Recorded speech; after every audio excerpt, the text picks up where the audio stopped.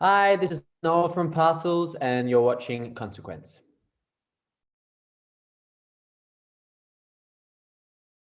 Hello, hello. I am Paolo Ragusa here with Consequence. I'm here with Noah Hill from Parcels. Noah, how are you doing? I'm doing really well. I'm pretty crazily busy and tired. We're just practicing for rehearsals all today, but I'm feeling good. Absolutely. I wanted to say congratulations first and foremost on the new album, Day. Are you calling it Day slash Night or just Day and Night? What's the Yeah, verb? we just call it day and night.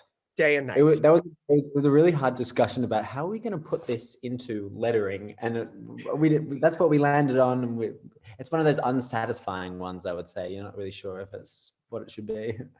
Well, I appreciate the slash, I guess, instead of an ampersand, but I Yeah, think it has a more of a double album feel. I totally, completely totally. get it. They're But anyway, separated. congrats, of course, on Day and Night, which drops on November 5th. And you guys are headed out for a couple fun shows to sort of break in the new record. So how are you Yeah. feeling about, yeah, getting out, being able to play shows again?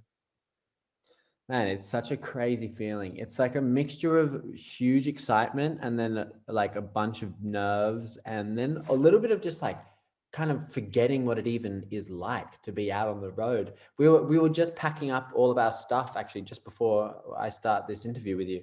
Like getting all the things into the boxes, like preparing our minds to go out into the road. What do we need? What are we doing? About to do a production rehearsal. And it was just an odd feeling, like such a strange thing feeling, because that was so normal for us, and now it's like getting this massive boulder and like trying to like just start to push it. So we're feeling excited though at the same time. I think the show is going to be, once we get started, we'll be fine. Absolutely. So Yeah. Day and Night, of course, it's a double album. There's so much new sort of sonic experimentation, I think, happening. But one thing that stuck out to me when I heard Coming Back was it did feel pretty like pandemic related. Like there's a lot of lyrics about, sort of like this year has been out of control, things are kind of crazy, but there's this sort of like kind of massive push from the whole band to really, fight and keep coming back. So like, is that a big part of the record for you guys? Were you really focused a lot on how to make light of the pandemic and the separation and isolation you all experienced?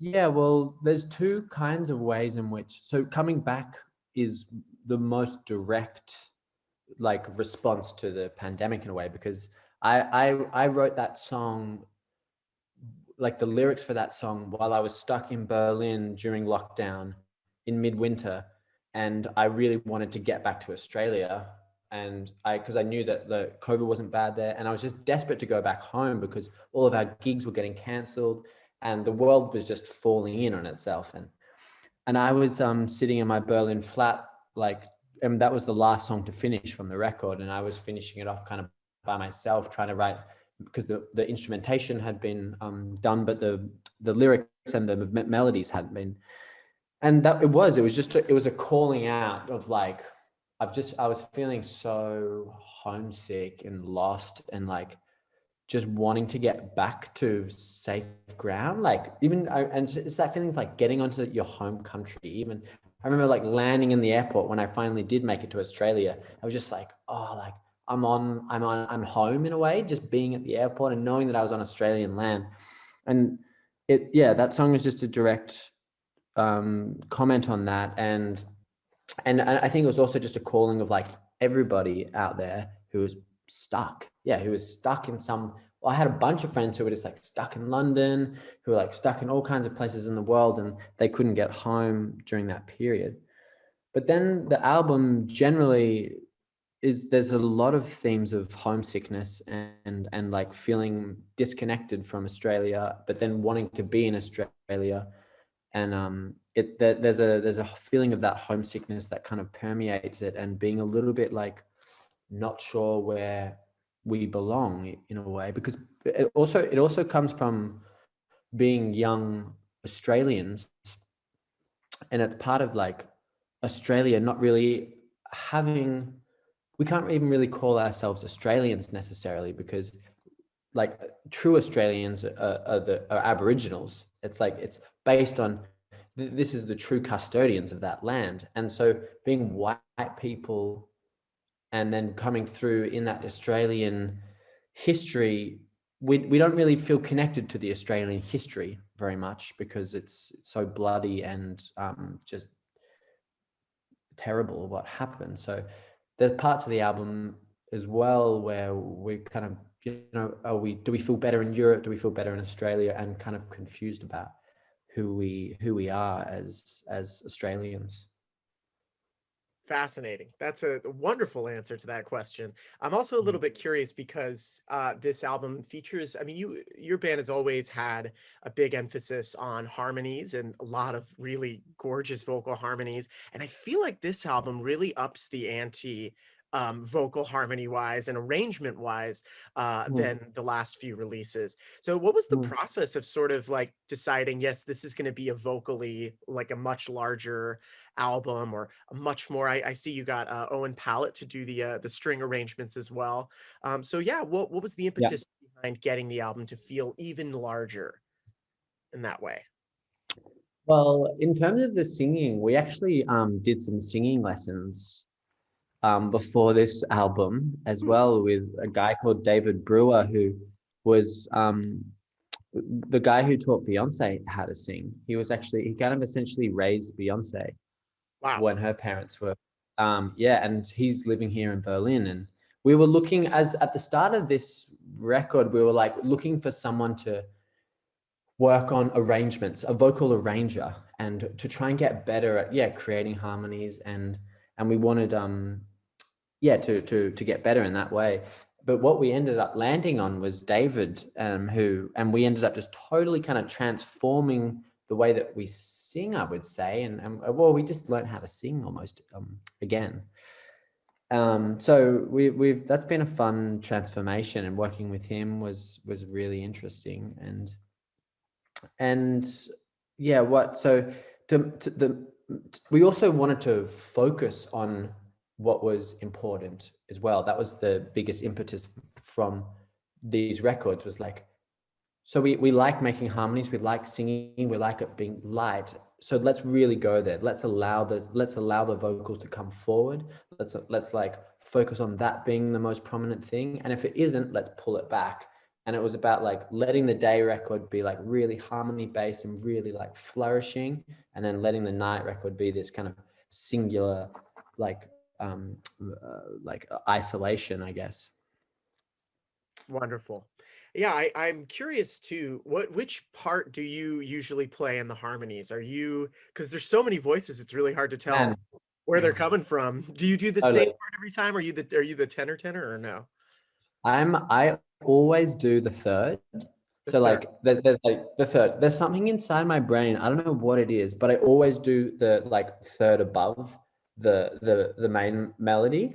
And it's just this thing that like whenever I go to sing a harmony, the third always comes out. And it's always just like it's the third. And so we've in that natural sense, and it always often sounds good because it's good. My voice sounds good when I'm kind of like yelling or like I'm singing strong. And and then like Jules is always like right at the top. Louis is often doing the fifth, like a falsetto fifth. We kind of all have these natural places in which we go just by the way our voices sound. That's amazing. That's so, like, lucky for you guys. I feel like a lot of groups can't quite, be as Uh, creative in that way, and it sounds it's effortless for you guys. years and years of singing together. So Yeah. you find the yeah. So, I'm also a little bit curious. I'm sure the process has changed maybe a little bit, but when I hear Parcells music, I hear so much of it kind of originating from like a jam, like a simple jam, and a lot of these songs kind of start as a jam and then become something else. So, let's say you start a jam to sort of create a new song. What is Mm, the process from there? Do you go back and record all of your jams and listen to every single part? How does that mm. process kind of work for you guys? Well, yeah, it can work in that way. That for the start of the record, when we rented this Airbnb in Australia, and we were just like we just we just set up in the living room, and there was demos for a lot of the songs, but a bunch were really like open, and yeah, we would just jam for like all day potentially. And it's a slow working process in which everyone just kind of plays what they think. Then people are changing drum patterns, you're finding little moments, you're trying to react off each other. And we recorded it all. We would kind of just, when all of a sudden when we thought we had something, someone would press record. And for something like Something Greater as well, that's another example. It's like we jammed on Something Greater for like, sometimes there's like 2 hours of recording of 3 hours of like Something Greater, just the instrumental, like just the groove. And I remember coming back and just being like, there's the section, that's the song right there. It was the same chords, oftentimes the same beat, and it was just the subtlety in which everyone was playing, whether the keyboardists were playing in a certain register, whether they were high, whether Jules was playing a certain thing in the guitar, whether Toto's like beat was a certain way. All of a sudden things just lined up from a 2-hour jam, and you got like 20 seconds of gold or something. And then you realize that's the song in a way. So it can often happens like that.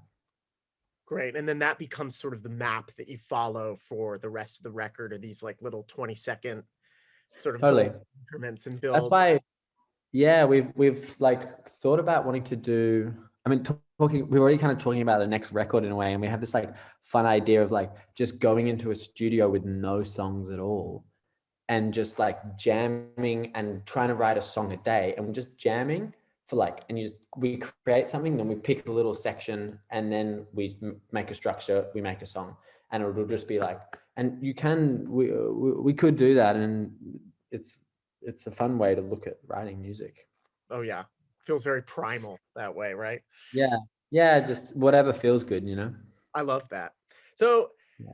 kind of going more specifically to your role in the band. So you play bass predominantly on the band. Do you like to write with other instruments? Do you play keyboards, guitar as well? Or are you just like, I am the bass player, that is me? Yeah, I've actually never seen myself as a bass player in any Really? capacity. Yeah, because I always started playing guitar, and I don't go home and play bass.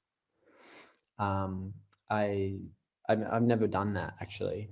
Um, it's only in this band that I play bass, and when I write songs, I always write songs on guitar or piano. So, but this is kind of the cool thing about this band is like we all play our instruments, but there's a fluidity in which we're using them, that the instruments are just merely a vessel for being a fifth of a musical production.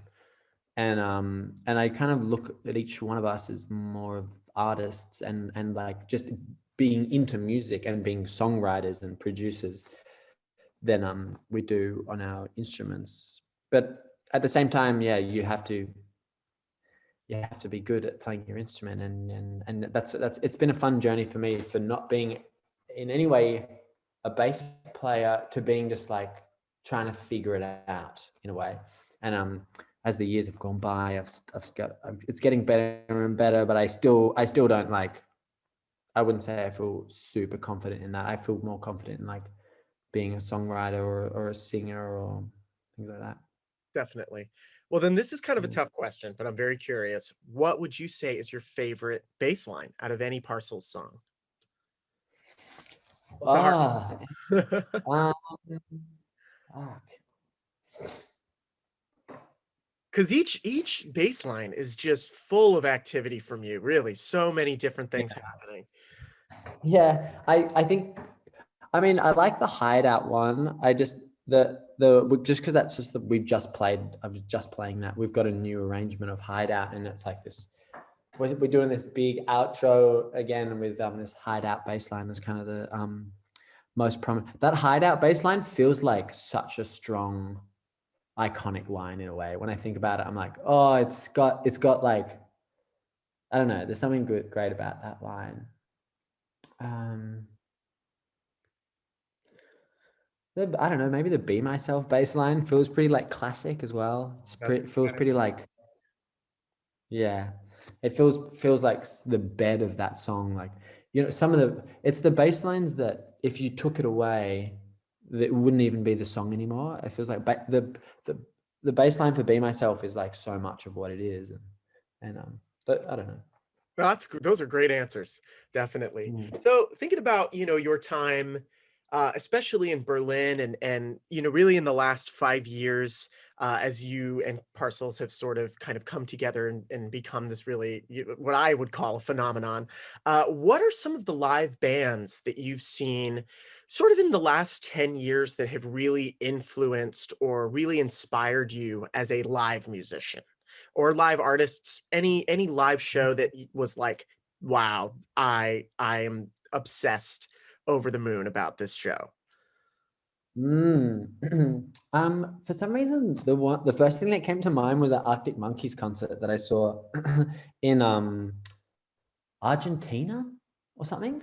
So we were at Lollapalooza, either Argentina or Chile or something, and we were just kind of walking around, and it was just there was just, and this is the same for lots of festivals. I think there's so few bands anymore at festivals. It's all rappers or DJs or something that's very nicely produced, and it's a tight show, or it's all on Ableton Live, and there's no need for mistakes. It's auto-tuned. It's like Post Malone with like just, I don't even know what. I don't And think he even plays with a live band. I think you're right. I think it's no, just I've seen him. It's real. It's just him like holding a Bud Light and like a track. And so when I then we were pretty excited to see Arctic Monkeys play, and we were like, wow, are they gonna stand up to all of these electronic acts, all of these polished, the massive sound of all these electronic acts? And they just got up, and their sound was on like just another level, and their attitude, everything about their stage presence, everything about like the show in what they brought. It was just a reminder that you can be a band in 2021. Like, well, that was, I don't know what that was, 2019, I think, that we saw it. But you can be a band in this at this time and still get people excited, still put on an amazing show, and give something that's kind of unique and amazing. So that for me, I was like, I think I was getting a little nervous around that time, like about even being a live band, and wondering if it was even possible or if it was going to die out in any way. But I think those guys gave me a bit of solace in that regard. wonderful. Well, I guess the last question I sort of have for you is what can we expect from Parcels in 2022? I'm assuming lots of shows, the big tour Yeah. that's coming up in the first half of the year. But festivals, are you guys going to be heading all over the globe? Yeah. Man, 2022 is like just the time of shows, of like just constant traveling, constant playing.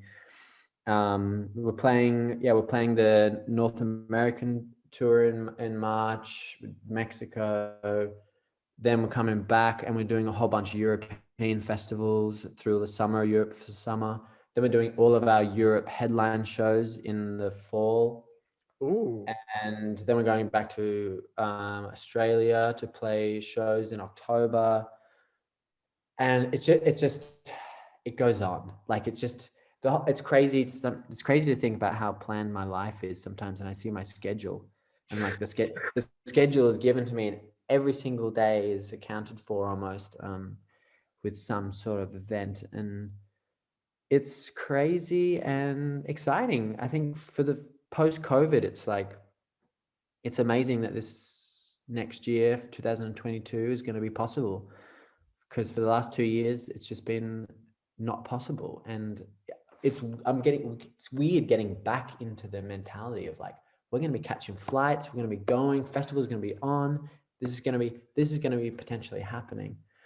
So I think we're just going to make the most of it and just try and live in a world in which is getting close to being back to normal.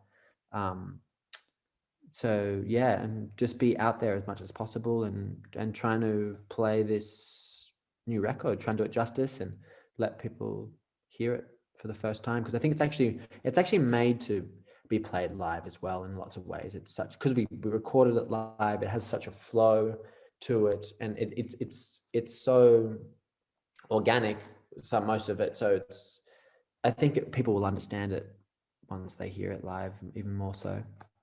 Definitely. I also feel like, coming back to Australia in October next year is gonna almost feel like a full circle sort of moment, Yeah. right? Oh, it's gonna be crazy. October next year feels like tomorrow to me. It feels like there's like so much happening and my whole life is so packed until October that I just like, oh, it's gonna come by in no time at all. And then it's gonna be this weird cycle where I'm gonna go back to my hometown and just like, having done this whole tour, and I'll probably go stay with my parents and just be like, what have I done? What's happened? Like, it's just gonna be a crazy year to reflect upon, and I'm looking forward to it.